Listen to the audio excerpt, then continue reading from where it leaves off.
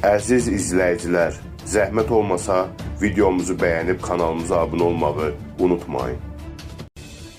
Dünyasını dəyişmiş mərhum qanuni oğru Lotu Qulinin adamının döydüyü qanuni oğrunun Polşada saxlanılmasının səbəbi və kimliyi bilinib. Keçək əsas xəbərə.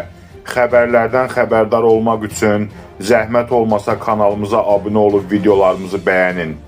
Xəbər saatına verilən məlumata görə Daxili İşlər və Administrasiya Naziri Marsin Kiyervinskinin sözlərinə görə Mərkəzi İstintaq Polisi Bürosu, Daxili Təhlükəsizlik Agentliyi və Sərhəd Mühafizə Xidmətinin əməkdaşları birgə əməliyyat keçiriblər.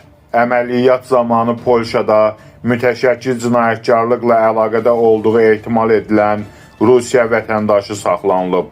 O, deportasiya proseduru başa çatana qədər xarici vətəndaşlar üçün nəzərdə tutulmuş, mühafizə olunan mərkəzdə saxlanılır, deyə qurum rəhbəri X sosial şəbəkəsində yazaraq paylaşım edib. Məlumata görə söhbət aprelin sonunda saxlanılan Mamulo ləqəbli qanuni oğru 79 yaşlı Vladimir Cibladzedən gedir. Bildirilir ki, onun barəsində əvvəllər Interpol tərəfindən yaşıl bildiriş yayılıb.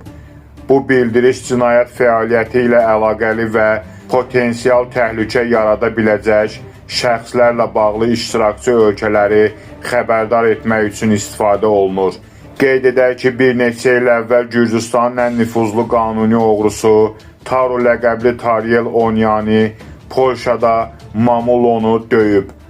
Onyani özü də mərhum Azərbaycanlı qanuni oğru Lotu Quli ilə müttəfiq olub. Kanalımıza abunə olmağı və videolarımızı bəyənməyi unutmayın.